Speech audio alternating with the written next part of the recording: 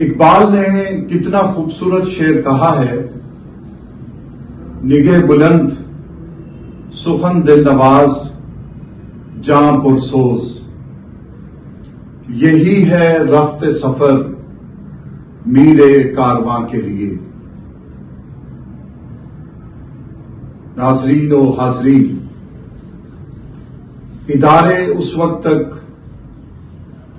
کامیابی کا سفر طے نہیں کر سکتے جب تک ان اداروں کا سربراہ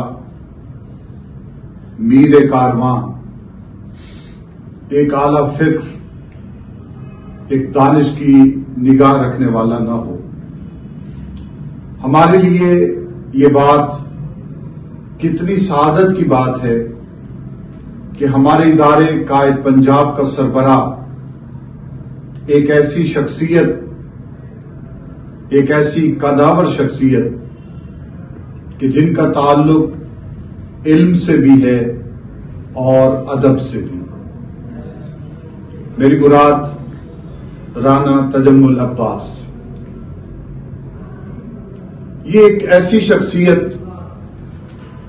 جب میں دیکھتا ہوں دنیا کے دفاتر میں، جب بھی کسی ادارے کا سربراہ کوئی ادیب بنا، کوئی شاعر بنا، تو اس ادارے میں ترقی ہوئی۔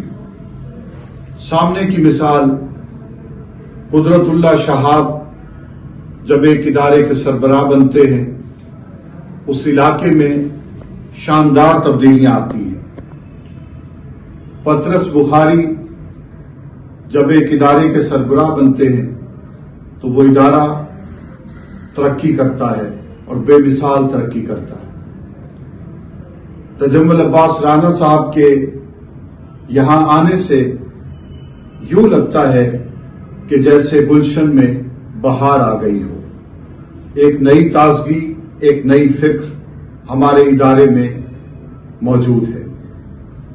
جب دنیا کے سامنے پہلے ہم اکیڈمی کا تعارف کراتے تھے تو سوالیہ نشان ان کے چہروں پہ ابھر آتا تھا، کیا اکیڈمی؟ کیا ابھی تک آپ کسی اکیڈمی میں پڑھاتے ہیں؟ لیکن نہیں، اب ایک ایسا تعارف پوری دنیا میں ہمارے قائد اکیڈمی کا ہو چکا ہے کہ ہمارا سر اب تعارف کراتے ہوئے فخر سے بلند ہو جاتا ہے کہ ہم کتنے بڑے عظیم ادارے کا حصہ ہیں۔ پچھلے دنوں 2024 میں اس ادارے کی جانب سے ایک ڈائری شائع کی گئی، اس پہ اہل علم و ادب نے نہایت خوبصورتی سے تبصرے کیے۔ میں صرف اس ڈائری میں موجود 7-8 ادبی صفحے ان پر بات کرنا چاہتا ہوں۔ بظاہر تو یہ 6-7 صفحے ہیں، لیکن یوں لگتا ہے جیسے اوراق و فنون کی روح ان صفحوں میں اتر آئی ہو۔ رانا صاحب کی محنت، کاوش اور کاوش صاحب کی پوری دلچسپی کے ساتھ یہ چند صفحے ادبی شہپارہ بن گئے۔ میں ان پر گفتگو کرنا چاہتا ہوں۔ ان صفحات کا آغاز حمدیہ کلام سے ہوتا ہے۔ خاکسار کی یہ حمد یقیناً اہل ادب کی نظر سے گزری ہوگی اور وہ یقیناً اس پر تبصرہ کریں گے۔ میں اپنے تبصرے کا آغاز ظہیر عباس کی شاندار نعتیہ نظم سے کرنا چاہوں گا، جس کا عنوان ہے ہرا سے نور چمکا ہے۔ اس نعتیہ نظم کا ہر ایک مصرع دل میں اتر جاتا ہے۔ مصرع دیکھیے، تبھی تو عاشقان مصطفیٰ کے بخت اور ماتھے چمکتے ہیں۔ کیا خوبصورت مصرع! تبھی تو عاشقان مصطفیٰ کے بخت اور ماتھے چمکتے ہیں۔ یہ مشاہدہ ہے جب بھی آپ کا تعارف کسی عاشق رسول سے ہوگا کہ جس کے دل ہوتے ہیں۔ کیا خوبصورت مصرع! تبھی تو عاشقان مصطفیٰ کے بخت اور ماتھے چمکتے ہیں۔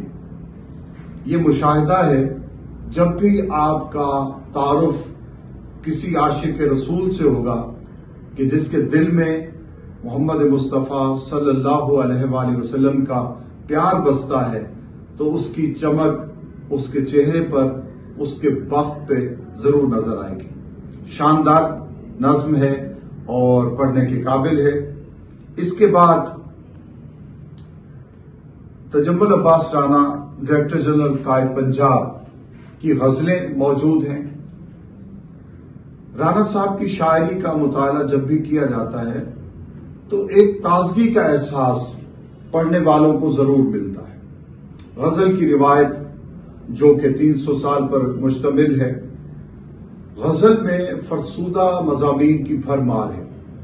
ایک جیسے مضامین ہم کو پڑھنے میں ملتے ہیں، لیکن تجمل عباس صاحب کے ہاں ایسے خوبصورت خیالات، ایسے تازہ افکار موجود ہیں کہ جو پڑھنے والوں کو اپنی طرف کھینچ لیتے ہیں۔ دیکھیے مطلع: ہوا ورق ہے، قلم ہیں یہ پر پرندوں کے۔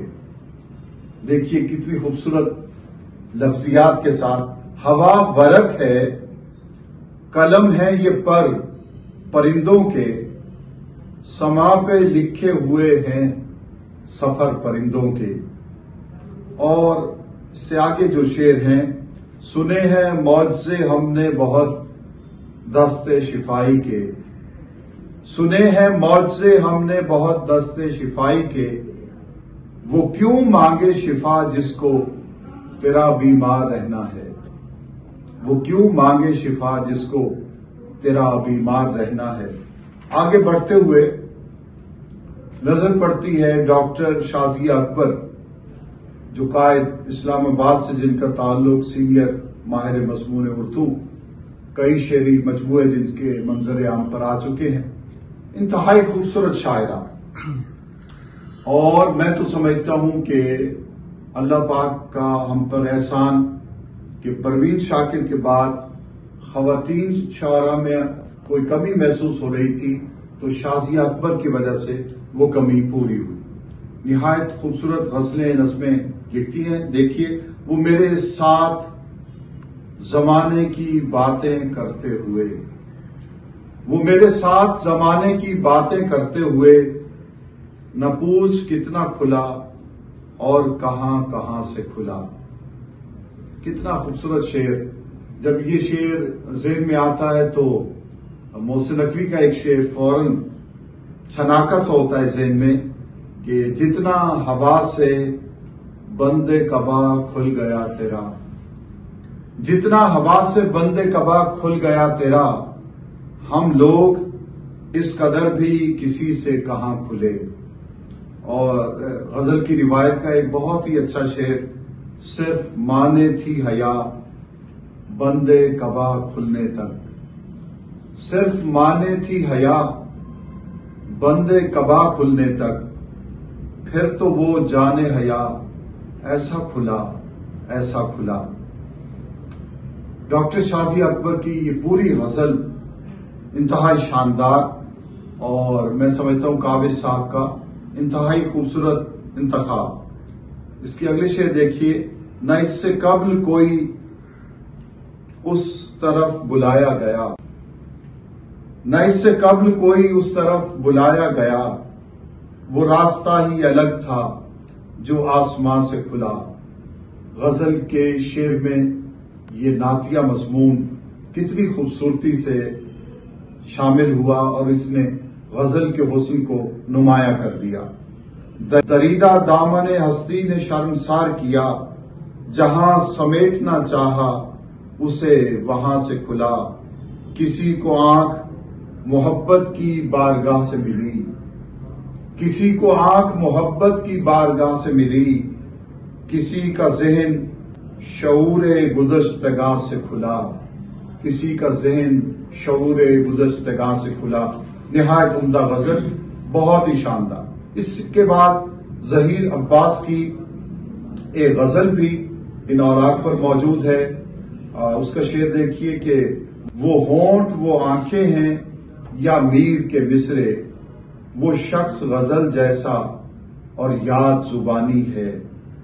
اس کے بعد ڈاکٹر محمود احمد کاوش، پرنسپل قائد نارووال، ان کی شاندار غزل، یقیناً استاد شاعر ہیں، پختہ شاعر، اور پختہ شاعر کیوں نہ ہو، ان کا تعلق ایک ایسے ادبی گھرانے سے، ان کے استاد ڈاکٹر خیال امروہی صاحب، ایک ادب کا بہت بڑا نام۔